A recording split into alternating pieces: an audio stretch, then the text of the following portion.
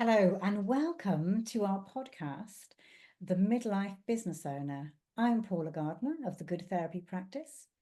And I am Rachel Williams from Zest Lifestyle. And today we are going to talk to you about the challenges of being a midlife business owner.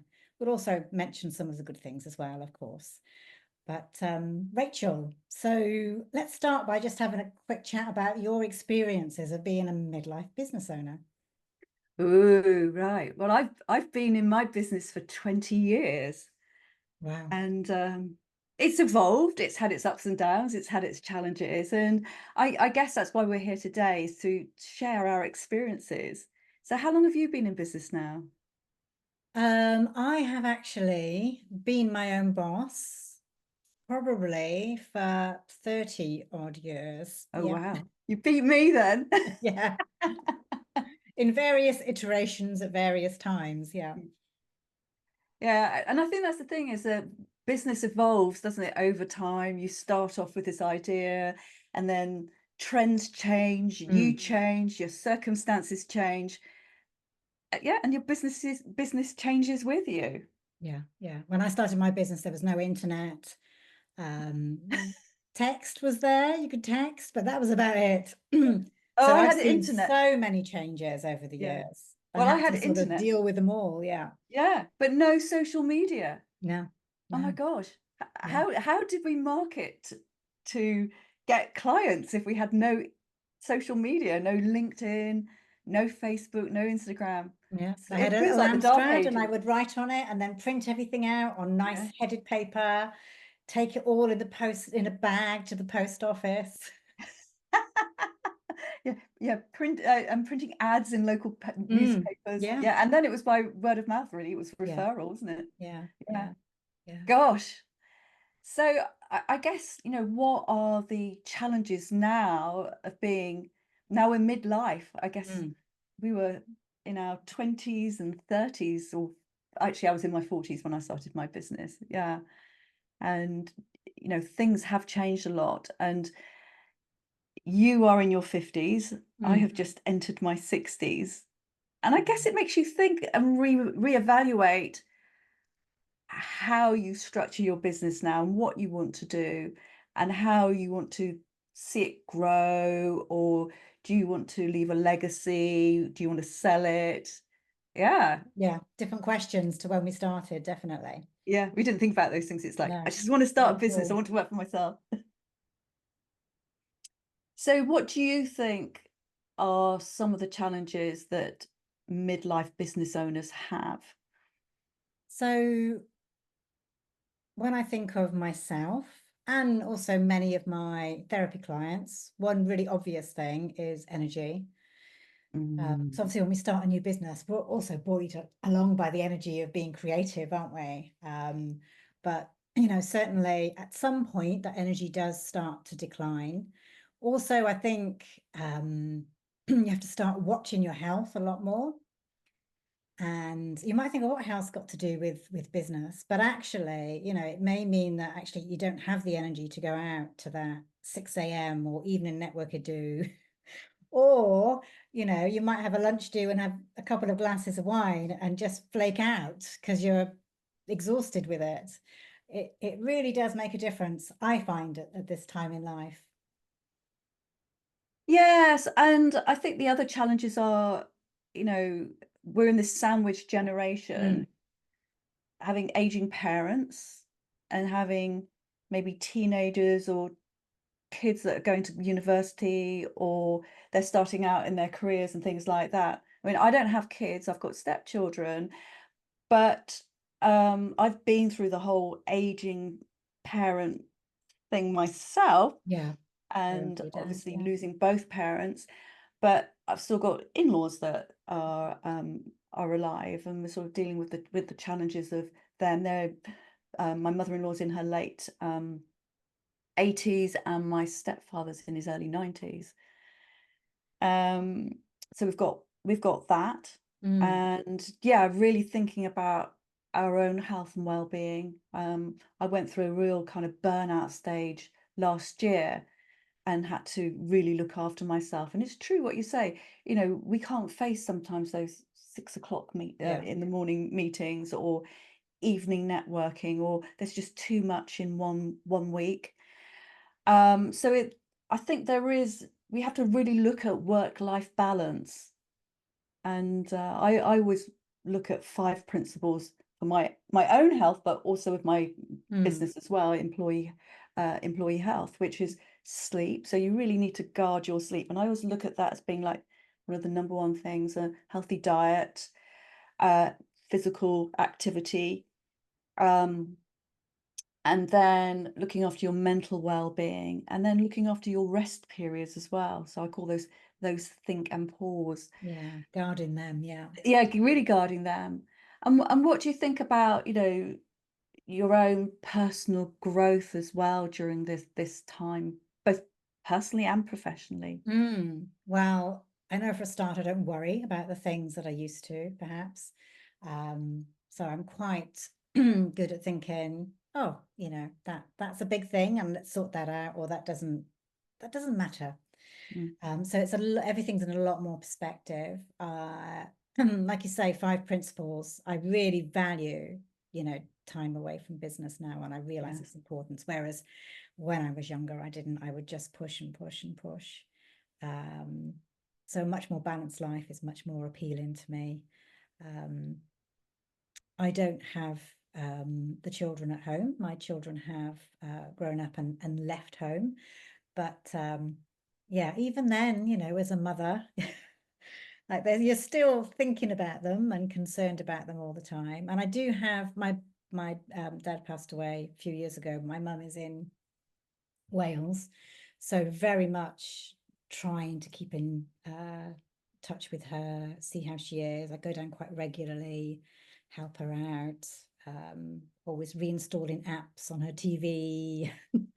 And again, I think worry is something which probably is a challenge, which I didn't have so much. Maybe it's just a blasé sort of aura of youth, but things now like my mom is in her 80s. She had a knee op quite recently, and I, WhatsApp her every day, and quite often she'll look at my message, as you know, with the blue ticks, but not message back or not even plug her phone in.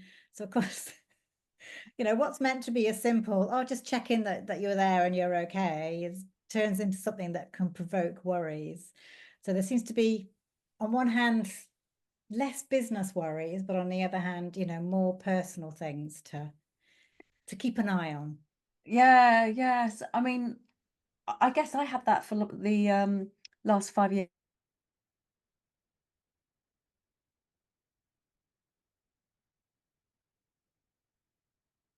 of my dad's life, that he passed from him, so I was only about 5 minutes away from him. But it's being on call a little bit, and then having to drop everything in an emergency.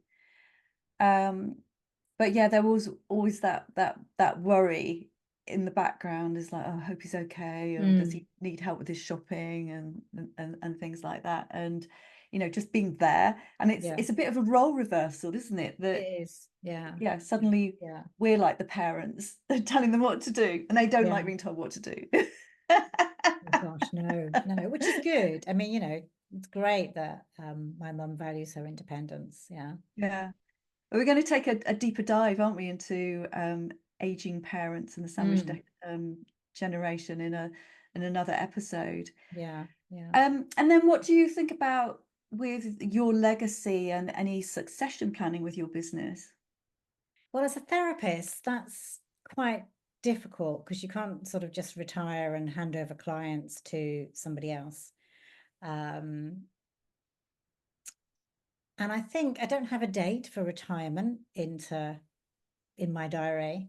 So my view of it is that I'm going to keep on going as long as I can and find it interesting and I'm able. I mean, the beauty of therapy, obviously, is that you do it sitting down. So I can picture me in my 70s in some eccentric get up, listening to clients and helping them. But who knows actually? It's funny because whenever I go back to Wales, where I was brought up, and talk to, old school friends. It's like so and so was retired, or they're retired. Who people that I was at school with in my year, and obviously early retirement, I must say. But it's a weird thing to hear when you haven't really thought about it before. No, no. Yeah. And I think that's different when you've got your own business that, well, if it's a business that you really enjoy running, Mm, because I don't think about the R word. I call it the R word. mm, And, no, I haven't got that sort of, "Oh god, I just can't wait to retire," type of no. thing. Because I just love what I do, and I just think there's a lot of life in me yet, and a lot more to give. But I am thinking about my legacy, Mm, because one of the things I do, have is I'm just upgrading one of my platforms, which will give me monthly recurring revenue. But maybe in a few years' time, I've got someone else kind of running the business, and I yeah. can still take a percentage.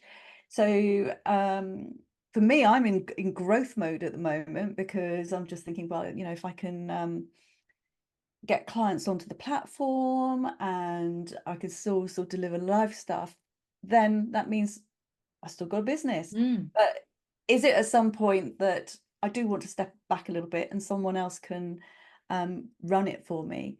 Yeah, so in some ways, I'm kind of finding it really exciting that mm, I'm still in this growth stage, and still, do all sorts of things with it. And I just don't think about, yeah, yeah. the I think R that's what word. keeps you youthful, isn't it? And I Yeah. suppose being a business owner is different to having a job, because Yeah. hopefully you're in your business because you Mm. enjoy it and it gives you a lot of meaning. And if you think about it, our businesses, we think about emotional needs, Yeah. ideally they give us a sense of connection with others, sense of Yes. community, achievement, meaning, security, sense of control as well. They answer so many of our deep needs. Yes. But, without them, life would be very different. Yeah. Yeah. I couldn't even think about being in a paid job. No, not now. Not No, now. I probably sound unemployable.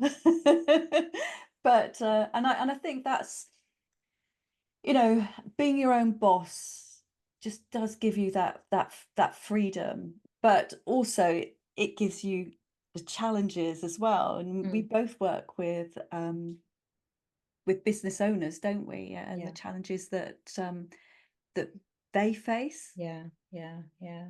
So you know quite a few people that I have worked with over the years at this point, there sometimes is a little bit of a, well, midlife is a time for self-reflection sometimes, isn't it? Mm, And, they come to me with, talk about, might be people pleasing, or, difficulty getting along with certain types of people. This is very much in a coaching rather than therapy mm. capacity. And, so it's almost as though they feel that at this age they should have got things sorted, which is a very high expectation, because I would say nobody's got everything sorted, even at our age. No, no. No, no. But actually noticing these things now, realizing actually, well, that's a pattern or that's a behavior, and perhaps having a little bit more headspace to be able to delve into it and Mm. work out, well, how do I want to change that? So I've noticed that at midlife, people do actually self-reflect and think about what's my part in what's gone on, and how can I change that for the future? Yeah, and also, I always think it's quite useful, even in my own personal experiences, is having a coach to guide you, someone to talk to, because it can be really lonely being a business owner. Mm, I mean, we both work for ourselves. I have associates, and VAs working for me, but it's still lonely at the top. And it's like, well, who do you talk to? Who do you confide in? Who can help you sort of grow your business or help you, exit your business? And I think it's so important that, you either have a coach or you're part of a peer group, Definitely. which can help you work on that. Yeah. Um, because I just think it keeps you sane, really. And it's a good sounding board to kind of find out where you are, what you maybe where you're going wrong, pick up ideas from other people. Um, and I worked with someone who was selling their business, and they wanted help with what was it going to look like the other side. Mm. How could they prepare for that? So that was really sort of interesting to look at that, and I sort of do exactly the same thing. It's like, well, what can I do now? You know, I'm nearly 61, so you sort of think about, well, next 9, 10, Yeah. 15 years, yeah, how's that going to work?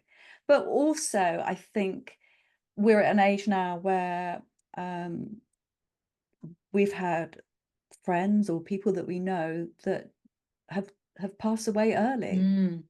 Um, you know, I've lost two friends this year from bowel cancer, Gosh. Yeah. both in their late 50s. Yeah. And it does make you realize that, you know, life is short, life is to be enjoyed, and we have to make the most of it. So being happy in both our professional and personal life is so important. Mm. Yeah. Yeah.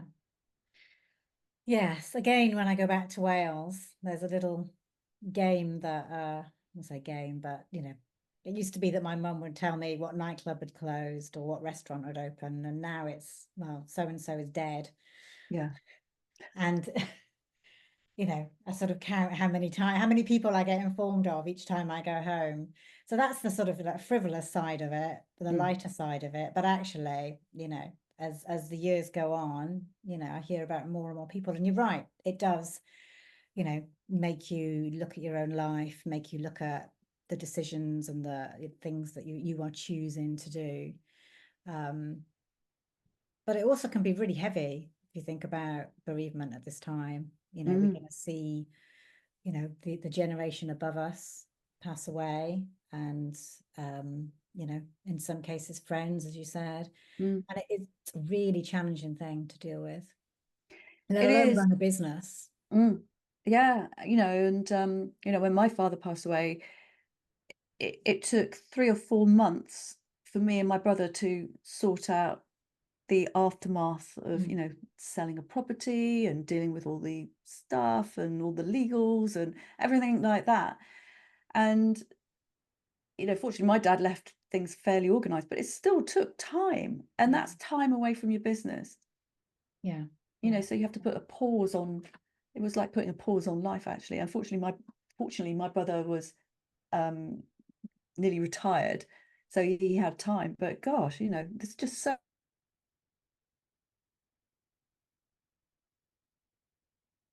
much stuff to sort out. yeah. A shocker that you've lost this person and there's that void, but then it's getting on with the practicalities of everything as well. You know, someone close to you passing away. Mm. I think you've brought up something really important, actually, and that if you are midlife and you're an employee, often there's someone to carry the weight for you. So another colleague might step up, Mm, or HR might get involved and find someone to support you. But as business owners, we're pretty much left, especially if we don't have, a business partner, or, mm, like a management team around us. It's pretty much left up to us mm, to look for support, carry on, bearing the burden of whatever it is, mm. bereavement or a health condition, or, whatever it is, and bring the money in at the same time. Yeah, yeah, yeah. It's such a big thing. I mean, fortunately, I was able to pause, but Mm, not everyone has that luxury. yeah, Um, yeah, yeah. So let's just move to a few more cheerful things about midlife. Um, I know from my own experience, it has been a bit of a, not say clean slate, but a bit of a sort of new identity in some ways. And I know you have had experience of something similar. Um, when my, youngest left home and went off to uni, I sold the big house, moved to the coast. So I live now about 7 minutes away from the sea. Um, I finished my qualifications in psychotherapy, set up my practice. In the meantime, I've, worked in Athens. I lived in Athens for a month and carried on my practice from there. So it seems for me, midlife has brought, a new type of freedom. I don't know if you can resonate with that. Yeah.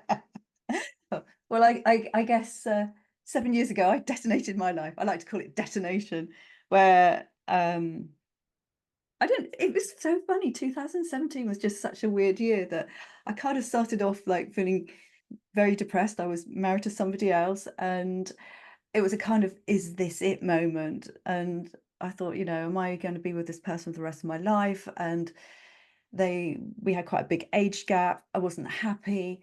And then it was just like, I don't want to sound woo-woo, but it was just like the universe then kind of picked me up and had like a different plan for me. And Mm, I met Mark, who's now my husband, and